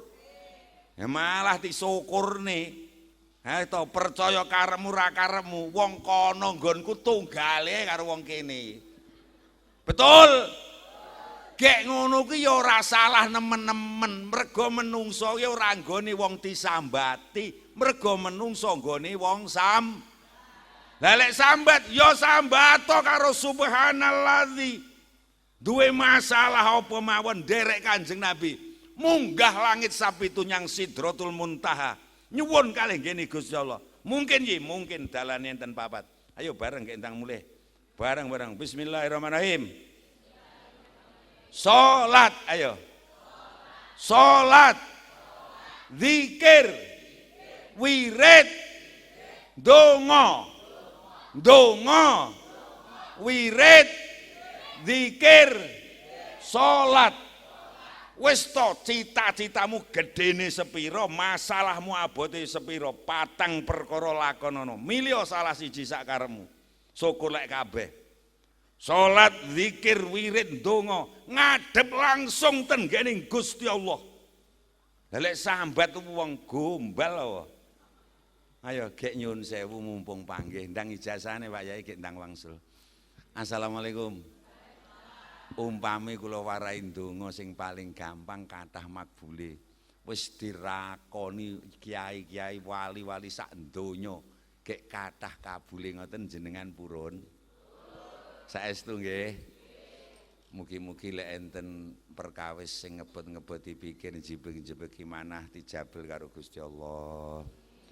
Lek enten cita-cita kepenginan sing sae menggawe kita mugi-mugi dipun makbulaken kalian Gusti Allah. Bismillahirrahmanirrahim. Wa ing kuntalan lamun ana sapa sira iku fi hajatin ing dalem pira-pira kebutuhan au qasdin utawa sejo kabirin kang gedhe wa ngadimin lan kang agung fakra mongko maca sira Fatihatul kitab ing Fatihah kitab Al-Qur'an ya surat Fatihah oleh maca ping pira yi kathiron kelawan akeh. Wa in wasultanan lamun tumeka sapa sira ila ayati maring ayat iya kana mung ing panjenengan nak butuh kula nyembah wa iya kalan namung ing panjenengan nastainu kula nyuwun pitulung fakarir mongko bulan balanana sapa sira salasan ing ping 3 ngambalan wan wi kalih niyatosipo fi hajatika ing dalem pira-pira kebutuhanira wa qasdika lan sejonira famakbulun insyaallah tinampi bidznillahi kelawan idine Allah. Punika ijazah ingkang nate kula waos ten salah setunggaling kitab rahasia kitabe. Nek tak dudone kowe aku ora payu. Assalamualaikum. Enten masalah napa mawon nyuwun sewu, madhep ngulon, zikir, wirid, salat, donga. Wirid zikir sing paling gampang donga Mas Fatihah dawuh ulama akeh makbule. Carane pripun iki? Ping akeh kathiron ki akeh. Kathiron ki akeh, akeh ki lek bahasa Arab minimal 3, lek bahasa Inggris cukup 2 plural. Tapi lek bahasa Arab 3. Dawuh ulama anak putumu lho yo sing cilik-cilik sing nasibe urung karuan kowe. Kok bar salat fardu kok wacane Fatihah ping 3. Dawuh ulama paribasan kok tinggal mati ora bakal kekurangan apa-apa. Dicukupi karo Gusti Allah. Alhamdulillah. Nyuwun sewu. Lek hajate rada gedhe ya ping 7. Lek sajake rada tenanan ya ping 21. Lek sajake rada nemen ya ping 49. Iki kata-kata ijazah paham ya karemu ora ya karemu. Lek sajake rada nemen tenan ya ping 77. Lek sampean sajake deyek-deyek ra kuat nggawa ya ping 99. Wis insyaallah tak jamin makbul. Allahumma carane pripun iki ayolah njajal mulai engko bengi nyun sewu apa cita-cita apa masalah terserah lah nyun sewu. Ora usah lunga ado-ado rono-rono mlebu masjid mriki lek wani ora wani ya ning omahe dhewe salat hajat 2 rakaat Salat tahajud 2 rakaat jam 1:30 jam 2 bengi madhep ngulon maca Fatihah. Kapan teko iya kana butuh iya kana nasta'in di bulan baleni. Nggih wirid lho ora nggih salat nih. Nek nggih salat ora kena bulan baleni. Iya kana butuh iya kana nasta'in. Iya kana butuh iya kana nasta'in. Iya kana butuh iya kana nasta'in ben Fatihah karo batin. Contoh, duh Gusti, anak kula kok ampun gedhi. Pun umur 26 wayahe omah-omah kok dereng enten sing nekokne. Kula jenengan paringi anak mantu sing solih solihah. Insyaallah pokok tenanan besar ngarep mantu tenan. Allahumma sholli ala Muhammad. Nyun sewu, napa kiyaine tahu kena masalah? Sering. Kula nate urip dicoba karo Gusti Allah paling abot pisan emut kula. Beres mawon Pak Lurah, kula niki nate disidik oleh Reskrim KPK. Abot tenan tahun 2017. Pada waktu niku kula njabat Wakil Rektor 2 YIN Ponorogo, mendampingi Profesor Maryam Yusuf almarhum sakniki punan. Karena jabatan saya PPHP, saya pejabat prima hasil pekerjaan. Kula niku oleh tugas tuku lemah perluasan kampus oleh 12 hektar, 11,8 hektar. 2017 tak tanda tangani sing ada lemah dibayar wong swidak songo. Enteke niku kaya 71 miliar. Ngawi pejabat lho dul masong ini piye to iki. Nyun sewu. Lah kok diampun jaran. Tahun 2017 tak tanda tangani karena itu kewajiban kula ya ra tak genahke. Sing ada lemah langsung dibayar rekening lewat bank. Lewat rekeningnya sing ada. Lah kok tahun 2018 niku kula niki dipanggil KPK. Tulisannya jelas tuduhan korupsi pengadaan tanah Desa Pintu Kecamatan Jenangan, perluasan kampus YIN. Pisuhku ndredet itu ngono. Ayo. Ya bayangno to. Lah upama dihukum lek duit 71 miliar iki 20 tahun ya eneng. Nyuwun sewu. Gek kula ki ngoten niku dipanggil ngoten niku surat iki tak delik ning laci kantor. Bojo man mboten tak kabari. Apa neh tangga mergo tangga kuwi wong ya persis kowe lho yo. Halah nyokurne ya ora. Kono kene iki tunggal elek wong kesusahan malah nyokurne. Apa neh sing kesusahan wonge rada penak. Alah kabeh ndongane elek, betul. Mula kok sampean kena masalah to ndek cita-cita. Derek jeng Nabi Mi'raj munggah langit sapi itu jebol Sidratul Muntaha. Nyuwun kalih ngene Gusti Allah. Carane piye wirid sing paling gampang dilakoni kabeh yai. Maos Fatihah. Insyaallah sedaya dimakbulni karo Gusti Allah. Ngono ki tak lakoni. Kapan bar ngaji bengi seminggu tuh kula sakde. Hari Senin dipanggil jam 2. Seminggu saurunge jam 2 siang. Saurunge ben bengi bar ngaji ngene omah kula klar masjid ya salat hajar terus rapet ya ping 99 sampai jutul subuh. Senin dina Senin 2018 niku kula jam 09.00 sik ngisi pengajian ten guru-guru PGRI Kecamatan Watulimo Prigi Tenggalek. Jam 2 diamput aku diterne kabak karo Kasubag nyang Polres Ponorogo lho. Bayangno to. Disidik yo KTP ngono. Ya tak dudone KTP. Oh, kasanun bener orang ngapusi. Dekok digetak sehat ngono. Aku lek nyawuri ya sehat tau. Ambaten sehat matamu ya. Seminggu tuh dan mangan kok sehat piye aku ngono. Ayo meneng. Akhirnya gini, ditanya apa pernah konsultasi dengan ahli pertanahan dengan begini-begini. Alah ya tak jawab wae neng. Aku ngono ya wis tak kae. Bar jebol langit sapi itu aku ngono. Tenang ae aku ngono. Terus kesimpulannya ketemu. Dalam bahasa hukumnya disimpulkan oleh penyidik kelebihan bayar. Duite kakean lemah kurang.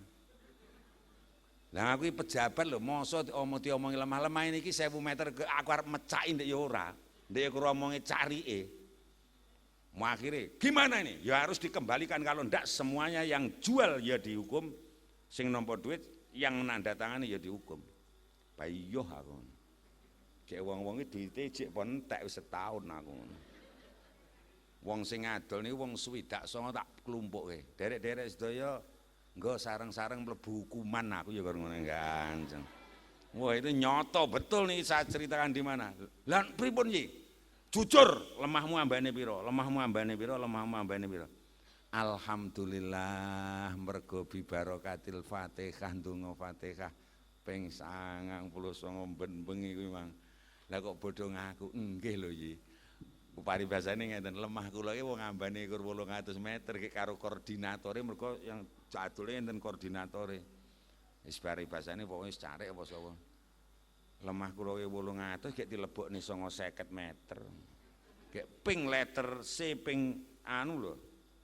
Akhire ketumune duwite kurang, turahe kakean lemahe kurang. Kembalekne kekas negara. Akhire mbalekne dhewe. Alhamdulillah mergo maca Fatihah ya aku slamet Kang sak lawase ora tau dihukum mau. Assalamualaikum. Assalamualaikum. Eneng ngopoe ndonga salat zikir wirid selesai mboten sah bingung ora sah ngomel nggih. Sing tani-tani kuwi karo endang-endang anu timbang gremeng ae tanduran maca Fatihah. Sing ingon-ingon kuwi nyang buritan delok wedhus, delok sapi, delok pitik, timbangane mbrenggeng maca Fatihah. Insyaallah uripmu tentrem barokah slamet. Allahumma amin. Mawon nggih. Lah kowe ora krungu pirale Kiai Kasanun Nandul Brambang. 4 tahun yang lalu apa kapan ya, 5 tahun yang lalu. Wong sak desa nandur brambang ya akeh no. Aku ya kemlele tau nandur 3 kotak. Lah kok gombale mugi diserang uler karo gurem. Tukone obat kok nganjuk ki 250 cc ki 400.000. Tak semprotne jes. Lah kok uler iki malah mringi seger. Ayo lek kadung musibah napa mawon menjadi nggumunake. Nggih mboten? Usaha lahir penting lur, usaha lahir wajib nyambut gawe sing tenanan. Ning aja nganti kendhat lehmu mikrot njaluk tenggene Gusti Allah. Salat zikir wirid. Ngono ki aku telaten wong sawah kula kan dul masjid ngoten omah kula ning sawah. Kapan bar ngaji bengi ngene iki sepi wong ya jam 2, jam 1 aku ya mubeng. Arep maca Fatihah engko lek teko pojokane ya maca Yasin, maca ayat kursi. Lah kok nek wong sak desa ki ra panen kabeh. Lah kok jaman 4 tahun 5 tahun sing mungkin. Lah kok nek kowe uwawi sekotake payu 29,5 juta. Jaman larang duit iki. Dadi arep-arep bodho iki bature ra gablek duit iki aku ipitan dit Fatihah. Ayo sedaya mawon nggih. Susah ke sing kok susahi apa kabeh sing ngersake Gusti. Lho jeneng Nabi niku teng napa iki kok Isra Mi'raj? Mergo Kanjeng Nabi dicoba susah saderenge. Taun saderenge Isra niki jenenge nyun sewu. Amul Huzni tahun susah. Garwa kinasih satu-satunya istri yang paling dicintai Kanjeng Nabi mboten krama saderenge nyun sewu Siti Khadijah sedo. Siti Khadijah dipundhut sedo karo Gusti Allah. Bapa paman palike sing nglindungi dakwah, sing numbang dakwahe, sing nyukupi dipundhut sedo. Wong Quraisy wong kafir kabeh musuhi. Lah kowe kok ngantek sambat karo Gusti Allah langsung diceluk mriku. Lah jenengane nyun sewu. Lara kok sambat wong kang tak omongi kowe. Ngono apa neh bojomu sik ayu. Dongak-dongakne bangka tanggamu kowe malah. Ayo mlakno nyun sewu. Nyun sewu kok sampean kok ndek cita-cita, kepinginan. Paribasane ning pelem ngene. Yo, peleme apik engko bengi tak arah. Disiki tanggamu. Langsung matur kalih ngene Gusti Allah. Duh Gusti, kula kepengin ngoten. Duh Gusti, kula mboten kiat beto ngeten. Carane ngoten. Insyaallah sedaya pinaringan barokah wilujeng. Allahumma engko mulai sakniki sing padha sregep ndonga zikir wirid daya mawon nggih. Ayo niku jebol langit ben bengi ngadep sing mikrot ya ora Kanjeng Nabi. Kabeh wong iso mikrot pokok gelem. Wong mikrot kok ning kafe iki apa ya eneng to ya ngono. Hah cangkemmu kuwi ya ngono. Ayo daya mawon nggih. Merot kae lewat masjid kene lho dol. Ngono ya, insyaallah tambah berkah. Allahumma ya, mugi-mugi kula dongake pinaringan berkah wilujeng. Astagfirullahaladzim. Alah ngaji suwi ora cucuk saiki. Assalamualaikum. Siji dosa di ngapura lewat salat. Ayo salat fardu jamaah. Nomor loro lek eneng perkara kabeh dijabel karo Gusti Allah, lek eneng saja dikabulke lewati salat zikir wirid. Insyaallah barokah. Allahumma. Pertanyaan terakhir karo mulih aku. Assalamualaikum. Wong sakmene kae iki njajal ngacunga sapa sing ndak tau lara blas ngono. Sedaya nate ora kitang mumet nate nggih. Insyaallah lantaran ngaji Yai Kasanun Dalu niki lek kur mumet ukur-ukur vertigo urung patek nemen, jantung urung stadium 3 tak jamin waras. Allahumma sing penting ikhlas. Nggo sareng-sareng bismillahirrahmanirrahim. Bismillahirrahmanirrahim. Sedaya nderek baiat kula sing ikhlas. Bismillahirrahmanirrahim. Sedaya tiyang niku sae, nggo. Pisan ka sing ikhlas. Sedaya tiyang niku sae. Nggo sing ikhlas sepisan malih. Sedaya kendel sedasa detik. Dilebene manah. Sedaya tiyang niku sae. Pun sakniki bodho wiritan. Ayo bodho nyodoki tanggane kabeh. Ayo sedaya tiyang niku. Ayo to dipraktekne sedaya tiyang niku. Jengkak-jengkakno tanggamu lho ya ayo to kabeh bodhoan ayo sedaya tiyang niku. Ayo kabeh, ayo Mbah Lurah maneh sedaya tiyang niku. Ayo to minga-mingu bodhoan. Sedaya tiyang niku. Entang to sedaya tiyang niku. Bojo kula tiyang. Anak kula tiyang. Tangga kula sedaya tiyang. Pak RT tiyang. Pak Kami Tua tiyang. Mbah Lurah tiyang. Wong sak Sidomulya kabeh wong sholih wong sholihah. Allahumma enenge wong kendang mumet nyun sewu jantung gampang ndredeg kuwi janjire wong pegel. Betul? Assalamualaikum. Wis to, lah wong umur 50 ketok 70. Kuwi janjingene wong pegel ayo sakniki. Sampeyan percaya ora percaya wong sak gambringan sak Sidomulya iki tangga sampean sak keluarga sampean kabeh wong saleh, kabeh wong apik. Allahumma amin. Nah, kuwi dosen dolek omong kudu ilmiah ke logis dan empiris. Logis ke masuk akal, empiris enek buktine. Lek tere ragu aku tak buktekne lek wong gambringane kabeh wong apik. Buktekne ye. Nyun sewu nyang pengajian ngene iki. Teko sik gek lungguh ngarep salah apa bener? Wong elek apa wong apik? Lah nyapa wong wedok-wedok cangkem kok ngomel. Layak to mangkat sik manggon ngarep bayar pamer krudung ngono. Woh lek atimu kaya ngono kowe ora tekan tuwek kowe.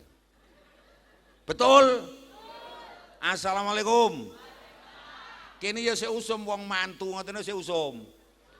Nyun sewu arep mantu dandan-dandan omah ngecat tembok nyirlak lawang nyirak jendela ngapiki teras salah apa bener? Wong elek apa wong apik? Lah nyapa kowe kok gelo? Yo arep mantu ngoyo-ngoyo dadak ngono kuwi besok apa ya pulih.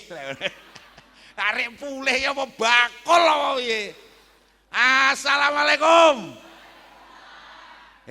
Arep nyang mantenan yu nyun sewu ibu-ibu macak mening pupuran wedakan sandangane apik kalunge gedhi gelange gedhi ali-aline mlenor-mlenor salah apa bener? Wong elek apa wong apik? Lah nyapa kowe kok gelo? Alah Lah lek kowe nganggep wong ki kabeh wong apik atimu ki dangan insyaallah sehat. Allahumma amin. Allahumma amin. Daya mawon nggih. Kowe to tangga sampeyan iki kabeh wong apik, kabeh wong penting. Ini harus ditanamkan dalam Isra Mi'raj. Mergo urip niki lakon. Assalamualaikum. Gek nyuwun sewu wong sak gambringan kene iki kabeh ya sugih-sugih ngoten. Bel. Diatur karo Gusti Allah sing sugih 1 2 3 akeh-akeh 5. Liyane ya kur umum-umum. Nggih to? Gek nyuwun sewu gek kabeh ya ganteng-ganteng ayu-ayu ngono. Bel. Sak lingkungane sing ganteng wong 5, sing ayu wong 4, sing nata Gusti Allah. Lek liyane ya kur biasa, umume iku ya buluk-buluk ngono kuwi. Sing rata-rata, nggih mboten? Ganteng kurang ganteng, ayu kurang ayu, sugih kurang sugih, pinter kurang pinter. Kuwi kabeh wong penting, kabeh wong apik. Tak buktekne tenan iki. Ayo, sedaya mawon. Assalamualaikum. Assalamualaikum. Gek nyun sewu, Bu. Neng gambringan kene iki lek jek eneng wong wedok ki wayu. Bojone wong sugih. Gek sandangan iki ya apik-apik, gek wong iki lek disawangi ya penak. Ngoten lek tanggane mantu ngoten ken rewang adang nggih. Mboten. Lah kan rewang apa? Primatamu ning ngarep ngono kae. Muejeng ngono kae. Persis Bunyai Kasanun. Lah Bunyai Kasanun sepisan dasare ya bojone wong sugih. Gek dasare wonge ya gek ya le. Ora eneng iki karek hiburan karena misi saya sudah selesai. Dosa di ngapura, cita-cita kabulne, perkara dijabel, awak sehat. Allahumma ora eneng wong mantu sak desa nggon aku iki kok ngaturi Bunyai Kasanun. Bunyai kula ajeng mantu, kula nyuwun tulung jenengan kula aturi kan rewang korah-korah ngono. Ora eneng kabeh njaluk dadi penerima tamu nomor 1 ning arep dhewe. Tamono mangkat nyang mantenan nggih. Mantenan nggon aku usume kan awan sore. Jam 2 temu nggih. Arep nyang mantenan jam 2 sore iki jam 8 esuke wis macak. Wong kene ya eneng. Ya bene. Ngono lah omong ngono.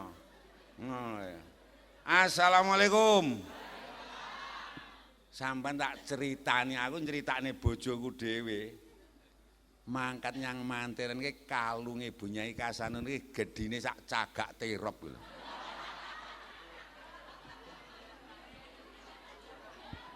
Wong kene ya eneng. Bene. Ngono omong isan. Lah dasare ki kalunge gedhe sak lengen gek nyun sewu ya dasare ya bojone wong sugih gek ya wong ayu. Lah mosok dawane kok teko ngudel. Wong kene ya eneng. Ya bene, lek trek kowe pengin sehat pokoke ya be. Lah dasare ya bojo kiai kalunge dawa teko ngudel. Lah bak iki jilbabe iki arek teko dengkul. Dadi ora ketok. Lah mos arep menerima tamu iki mangkat lakoni silakne niki. Pak. Pak. Wong kene ya eneng. Ya bene. Ayo ta wolek kowe ya ben. Lah lek daya lek kabeh kaya awakmu gelangan karet. Gek buluk-buluk sapa sing arep nampa besan? Mula ngono ki ora dikeki wong akeh-akeh kursi 1 2. Nggih to? Lah lek kabeh ngono ora sida mantu. Namono, mangkat nyang mantenane. Yo, wis tak omongi mangkat kan bareng aku. Aku tuwake sehat jejeg. Dasare jasku larang aku ya rada kemelet mergo becik aku 2 juta. Upama. Ngono ya. Aku iki kaget teko mantenan masyaallah. Manten temu jam 2 ki jam 2 kurang seperempat ki aku lagi teko. Padahal rapat panitia melok ki 2 sasi kepungkur aku melok pisan. Lah kok teko mantenan ki masyaallah tangga-tanggaku jen kursi wis ditata mricit. Snack wis ditumpuk mening piring mangkok kabeh. Sing nata iki tebakno iki tangga-tanggaku sing ora duwe-duwe lho. Wong sing rada buluk-buluk kuwi lho malah sregep-sregep kuwi. Betul. Jajal lek kabeh nyang manten sing tekoe kaya aku jam 2 kurang seprapat.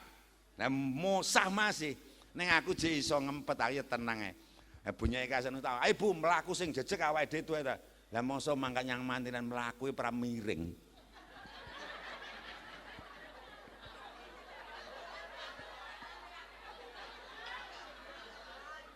Lah mosok gelang 28 kuwi lah kok tinggi kabeh. Dadi abot sih kalau tak ngono. Mlaku sampe ngene iki. Wong kene ya eneng. Ya bene. Kowe wong penting kowe nyuwun sewu. Wis nyuwun sewu lah. Dek kaget roh kursi mresik kabeh terop wis mening kabeh cemepak. Lah kok dek iki wong wedoke ora iso ngempet lah aku sik iso ngempet. Lah kok malah muni-muni. Mantu kene iki karo duduhane ali-ali lek adol wedhus ning lho. Wong kene ya eneng, lek eneng mantenan dudang-duding ngene ya eneng. Wonge ya nyang ngene, Bang. Ya ben. Itu insyaallah berkah Allahumma. Sedaya tiyang niku lali, sedaya tiyang niku kuwi ya wong apik nduding lha kok muni-muni ngeten iki. Mantu kene iki anu lho Bah, lek ora tak tata, ora tak pikir, ora tak atur ora dadi mening kaya ngene iki lho ngono. Beh, aku ndek bojo ya isin to. Tak getak ya anu. Ning nyun sewu lho Pak Lurah. Lek getak bojo ning ngarepe wong akeh aja ngantek krungu wong liya. Lek ora demen ti 1-3 minggu teko ngomah. Wong aku kan ya kiai wicaksana to aku ya. Aku lek getak ya hus. Aja seru-seru, aku arep ngomongi wong gambrengan.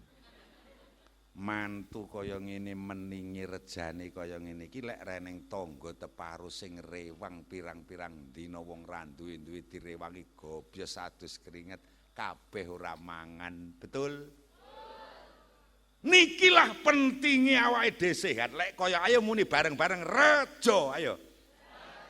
Rejo. Tentrem. Rejo neng tentrem. Mulyakno tanggamu, apik karo tanggamu, mergo kabeh tanggamu ki wong apik kabeh. Allahumma eneng sok-sok ora apik iki bae sing ora apik iki pikirane karo atine dhewe iki lho. Betul? Lah wong arep bodol gek butuh rono rene, gek dasare ndek dhuwit, gek dadak tuku montor, nek ya wong apik to kuwi. Lah nyapa kowe arek gelo. Alah mandak wesi ra enak dipangan. Lah kok krokot jagang ae. Ngono lho bodhokane arek kaya ngene ra mening iki. Mugi-mugi tambah berkah. Allahumma mugi-mugi tambah bolak-balik pengajian, muga-muga kandonyane niki donya ingkang hasanah. Alhamdulillah. Nyapa to Yai Kasanun bengok-bengok melilik-melilingan sore. Linuriyahu min ayatina. Teng napa to Gusti Allah Gusti Allah nuntun Kanjeng Nabi diduduhne sembarang kalir ngantekan langan itu. Nyapa to sampean kon urip ning kene. Nyapa to iki sampean ngat sore bengok-bengok. Linuriyahu min ayatina, nggih nyelekne matamu lho. Bare semen basane kasare ngoten, linuriya kanggo nduduhake sapa ingsun Gusti Allah min ayatina saking tanda-tanda panguwasaning Gusti Allah. Urip ki ora sembarangan ning sing nglakokne, ngoten lho nggih. Urip ora karepe dhewe. Mula didadekne rena-rena kon dadi kawu. Mlaku ning petengan kudu nganggo cala aga. Pengin selamat sregep Mas, pengin dosa muntek salat jamaah, pengin awake dhewe ilang saka perkara ndonga zikir wirid, lek tre pengin urip kepenak ayo apik karo wong sedaya, insyaallah berkah. Allahumma innahu satune Gusti Allah wa nggih Gusti Allah as-sami maha midanget, al-basir maha mirsani. Masyaallah. Enten sitok entah sak menit kasih. Sik ngene lah. Apa to nonon ndonga awit bayi ora tau dikabulne. Weh mantobat. Nyun sewu, minggu ngeten iki kula mangkat iki wae anak putu kula bodho mara. Kula wis apal. Minggu lek sing bocah putuku sing umur 3 tahun barang kuwi nggodho mbahe putri ning pawon sesuk. Ana sing njaluk lading. Ana sing njaluk geni, ana sing ngogrok-ngogrok kompor. Lah Bunyai Kasanune minangka pangerane Gusti Allah wong ning pawon sing ngatur kuwi. Lah Bunyai Kasanan ki ya ayu, gek wonge ya pinter, gek ya wicaksana. Putune njaluk lading lho, ya ora dikeki lading mergo ngerti. Remangsane cah cilik lading kuwi apik. Ning lek karo Bunyai Kasanun dingehne tenan potol tangane anak putuku. Betul? Kok nyuwun sewu njaluk korek tak kei, njaluk geni dikei karo Bunyai Kasanun omah kobong. Kok ngogrok-ngogrok kompor kok tokne ae. Oh, ora sida mangan ning wong wicaksana dasare ya ayu. Lah kok masa putuku ki lek kaya dijupukne empreng amoh ngene cah telu e. Gek diwarai kodan tlek-tlek, cah iki ya muarem gek ya slamet. Gerang-gerang damplok tuwek-tuwek bengkek awake dhewe ning kersane Yang Maha Suci Subhanallah di Gusti Allah dianggep bayi cilik urung ngerti. Penjaluke ra beneh. Lah masa wong gambringan kok ndonga, "Duh Gusti Allah, kula panjenengan paringi anak mantu Raffi Ahmad." Lele upama dikeki tenan ndak entek sak leker genthongmu kok ngiragat mantu ta ngono. Mula sing ngenten iki artine sing paling sae. Alhamdulillah. Ya kuwi yo bojomu kuwi paringe Gusti Allah lakone kuwi open ana sing tenan. Kuwi sing paling apik. Omahmu ya kuwi, duwekmu ya kuwi, gayamu ya kuwi. Lho, kaya ngoten niku ora jelas ya piye. Ngene iki kangelane ya kaya mbuh, kowe aku ya ngerti kowe iki ya ora ndang kowe suwes ngono ya ngerti aku ya ane. Ngono kuwi ning ya piye wong iki lakon gitu. Nggo donga dalu niki ndonga sareng-sareng lantaran kita sedaya muga-muga sak jamaah mriki sedaya pinaringan berkah wilujan. Ridhoan lillah wa syafaati Rasulillah li hajatina wa hajatikum. Lanal Fatihah. A'udzu billahi minasyaitonir rajim. Bismillahirrahmanirrahim. Alhamdulillahi rabbil alamin arrahmanir rahim maliki yaumiddin.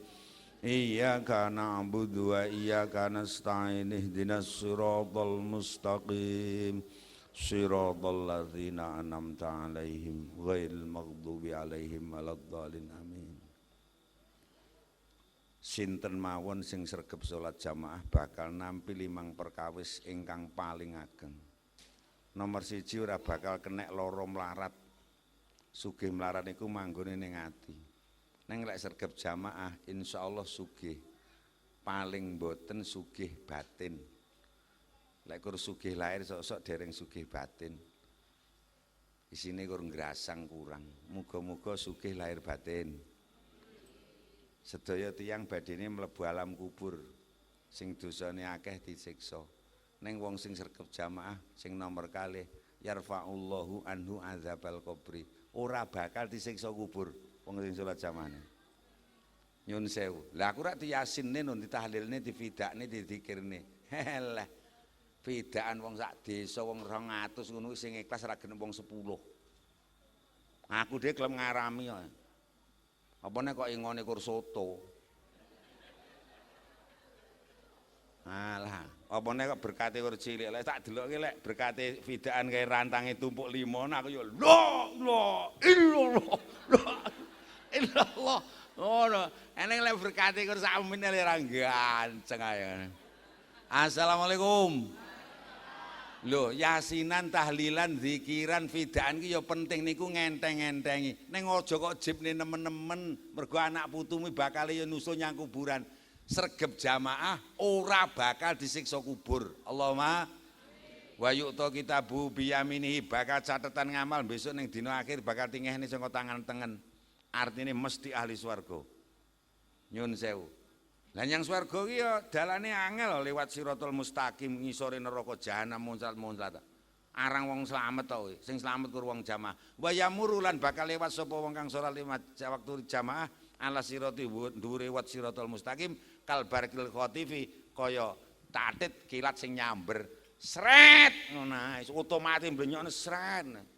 Sing paling gampang wa yudkhilhullahul jannata bila hisabin wala adzabin sing nomor 5. Dilebokne swarga tanpa diitung amale tanpa disiksa. Assalamualaikum.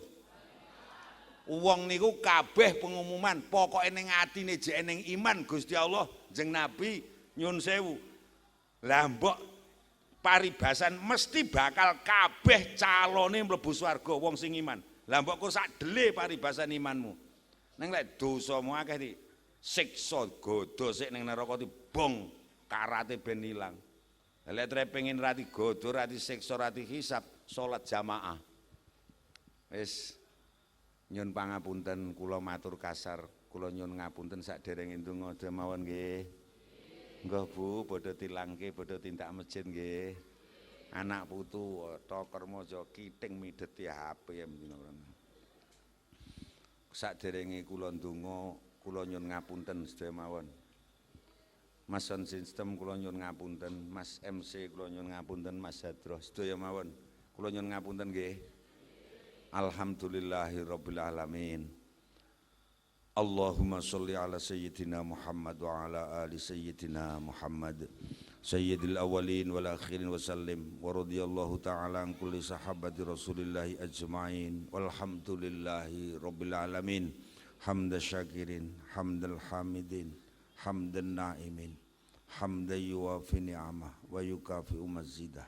Ya Rabbana lakal hamdu kama yanbaghi li jalali wajhika wa 'azimi sultanik.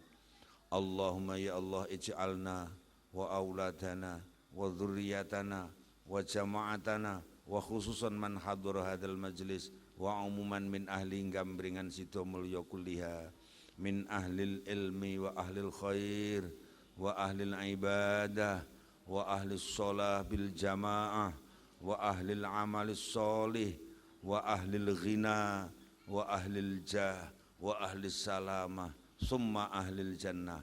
Allahumma ya Allah tawil a'marana wa sahih ajsadana ahsin a'malana wa wasi' arzaqana ilal khairi qarribna wa anisyarri ba'idna. Jenengan aminaken saestu kula dongake sugih. Allahumma aghnina bi fadlika, Allahumma aghnina bi karamika wa aghnina bi judika ya Ghaniyu ya Hamidu ya Rahmanu ya Rahim. Salimna salimna salimna salimna ya Allah min afati bala'i fitnatid dunya wa adzabil akhirah. Allahumma khtim lana bil iman wa bil islam wa bis sa'adah wa bi husnil khatimah. Rabbana atina fid dunya hasanah wa fil akhirati hasanah wa qina adzabannar. Subhana rabbika rabbil izzati amma yasifun wa salamun alal mursalin walhamdulillahi rabbil alamin. Allahumma sholli ala sayyidina Muhammad. Ihdinas siratal mustaqim wallahul muwafiq ila aqwamit thoriq. Wassalamu alaikum warahmatullahi wabarakatuh.